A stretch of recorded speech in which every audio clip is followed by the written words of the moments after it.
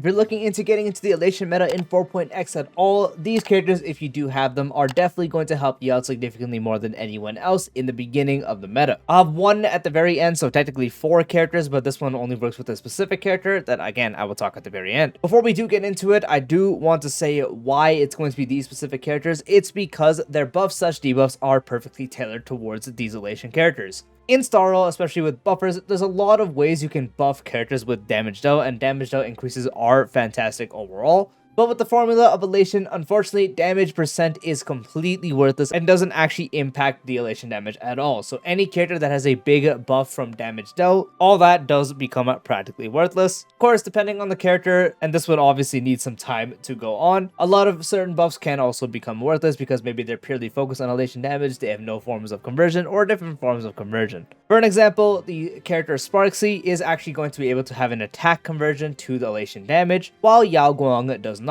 That's just a thing you do need to understand first here. So all these characters I'm going to mention besides the honorable mention, I will again get into that in a bit. The reasons why they're here is just because they are the best of being that slot that fills in, because Elation is not going to be complete right from the get-go, and these characters are going to be the best ones to use on the team to impact overall damage until the team is complete and these characters get booted off. This is not in particular order, but one of them is going to be Tribi. The more investment you have on Tribi, the better the value does become, but at base, Tribi does provide 24% all-type rest pen in her skill alone, which is going to be extremely powerful for overall damage. The main thing with Elation characters is, of course, their Aha instant and their Elation skill, which is all Elation damage, and all-type rest pen does indeed impact that. So the help of Tribi's skill providing 24% increase to all-type rest pen is going to be extremely good. Her ultimate also will make a zone where enemies take 30% more damage and also are able to give people additional damage based off Tribi's own max HP. So of course, the additional damage will proc to the Elation skills if the Elation skill is doing damage, which both of them that we are getting so far for Yao Guang and Sparxie both do damage, and vulnerability also does work out. So making enemies take more damage is going to impact the Elation damage, and the additional damage is of course going to add on top of that, so depending on your Tribi build, of course it can add up to more damage. Another thing is Tribi actually has personal damage contribution with their follow-up attacks.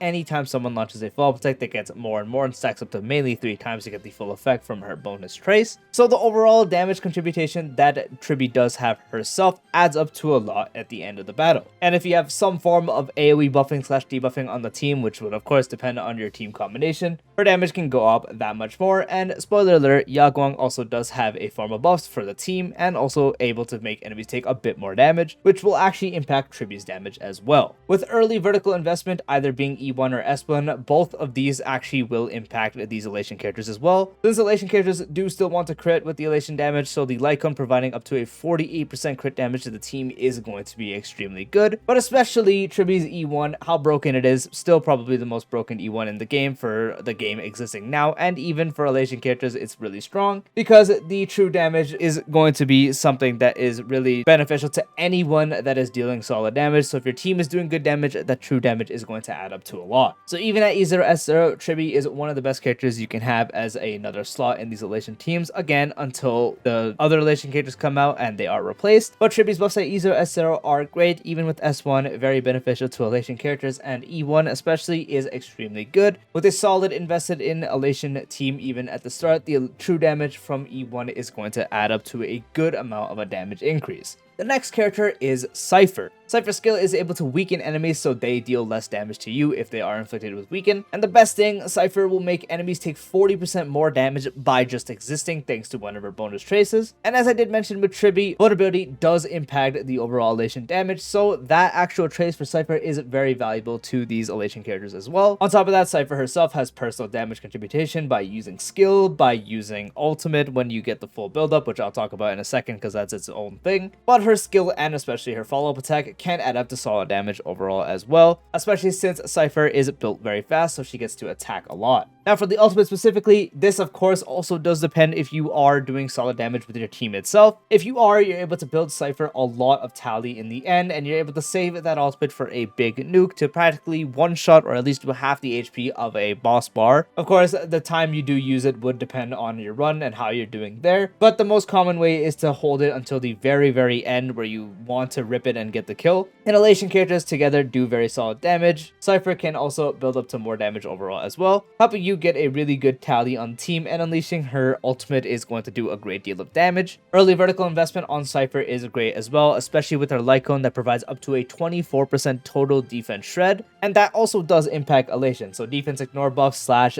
defense shred is also going to be really good, and so Cypher at E0S1 alone is super good with 40% vulnerability and also 24% defense shred. So that is going to be super good for these Elation characters' damage overall. And her E1 is also theoretically good just because it's going to make the tally of damage 150% of its original value, so you are able to accumulate more. But then the 80% attack increase is only to Cypher herself for the follow-up attacks. So Cypher herself will do more damage while also building up tally, so technically for the team it's also good because you build up more tally faster means the more damage you'll be able to rip off at the end anyways. So for actual damage on Elation characters, the S1 would be the only form of an increase when it comes to early investment, being S1 or E1, but E1 still has its great value of taking more of the original value, so you can build up a better ult, and also increases the damage Cypher can deal as well. So similar to Chibi, all of Cypher's debuffs and also personal damage contribution do make her one of the other most valuable characters for you to prepare for the early Elation meta.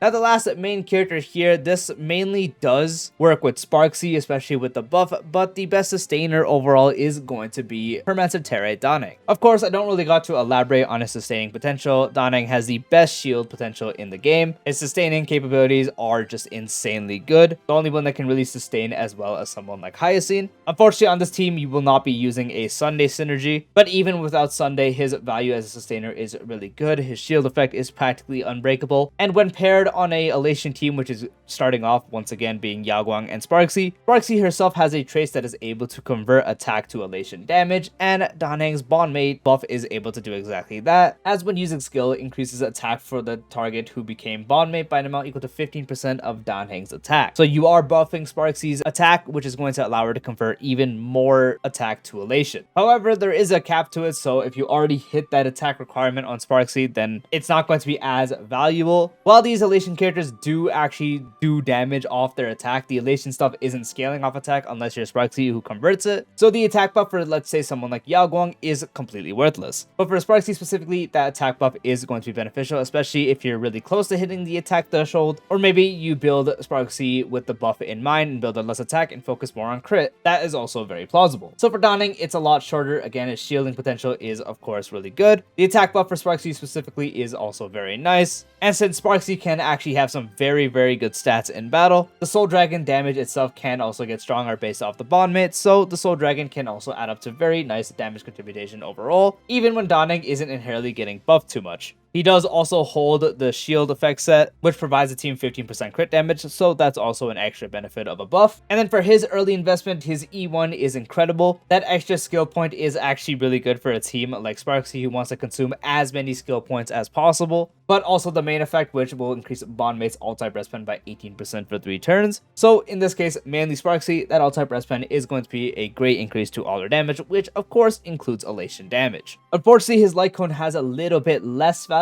It still provides him a massive attack increase to increase his shield potential and also that emergency heal when needed. Redoubt for Elation damage is completely useless because it's just increased damage, which won't affect the Elation stuff. So any Elation damage is not getting buffed from that, but at least with Sparxie, you have the actual skill where you're spamming skill points and get to do the big blow up. That's not considered Elation damage, so that gets somewhat of an effect there, but again, focusing on Elation damage is the main thing. And then the additional increase if they have a summon, Daneng forces them to have a summon, so in this case Sparxie. Again, it doesn't impact the Elation damage unfortunately, but for the skill stuff, and then using the enhanced basic attack right after, it would impact that. Then the honorable mention is going to Sparkle. Only for Sparxie, you can guess why. Sparkle, especially after her buff, is an insane skill point generator, able to provide a bunch of skill points for Sparxie to completely burn through, which is going to generate an insane amount of punchline, which is also going to be good for a increase to Yao Guang at the same time when Elation skills proc. The crit damage increase is going to significantly increase the overall damage that Sparxie does deal as well. And the new buff Sparkle, instead of providing damage for the team, is able to provide a vulnerability that stacks up. So the vulnerability she is able to further increase with her ultimate and also gain stacks from her talent is also going to be valuable for Elation damage at the same time. So a little bit of a form of overall Elation damage increase there as well. She does now increase the attack for all allies by 45%. Unfortunately for Yao Guang, that's not really going to do anything for her, but for Sparxie, again, she can convert that. And then for the person provided, the skill buff also gets a 10% increase to all type res now. So for Sparxie specifically, that's going to be a good damage increase. And then for her early investment as well, S1 is still good, providing 10% crit rate for the team and also 28% crit damage. And of course, crit damage for Sparkle herself, so she's able to increase her buff. So the Light Cone is going to be very good for both Yao Guang and Sparxie, since that is going to be a buff that goes to the entire team. And if you're running a sustainless setup with Cypher or Tribi as well, that's going to benefit them as well. Her new E1 also does increase the team's attack that have Cypher by 45% instead now, which once again for Yao Guang unfortunately is not going to do anything, but for Sparxie specifically, that's going to be a nice conversion if you're not already hitting the limit. But now the new E1 also does increase Sparkle's own speed by 15%, which can help you hit a breakpoint depending on your build, so maybe even letting you hit 3 turns within a cycle if your speed build is that good. But of course, that can be good for at least helping you act quicker before you die if you're doing a sustainless run, since that could happen. Her early investment isn't really the greatest for this team, but it still is pretty fine, and for Sparxie specifically is going to be a must-have on the team. That does bring this video to a close, talking about Tribi, Cypher, Donhang, and then I mentioned Sparxie. Again, this is a early thing for the team. All these characters are going to probably get replaced, with the exception of Sparkle. Sparkle might stay on Sparxie's team specifically, but overall the Elation team is going to shape up to be 3 to 4 Elation characters later on. But this video is mainly a guide to help the people that want to have the right characters to use right away. Cypher and Tribi are the only characters that have full benefits to their buff/debuffs, and then also have personal damage contribution at the same time. So they are the characters that are going to provide you the best buff/debuffs for your Elation characters to do the best damage. Donhang overall is the best sustain you can use with them, and Sparkle is the best teammate you want to have with Sparxie. And so these are the characters you want to prepare for the Elation meta in 4.x early on if you are getting into it. I do hope you found this video helpful. If you did, dropping a like would be greatly appreciated. If you're new to the channel or haven't done so already, be sure to subscribe and turn on the bell for future videos like this, along with all other tips and style content. Check the description to join the Discord, and I'll see you later. Peace out.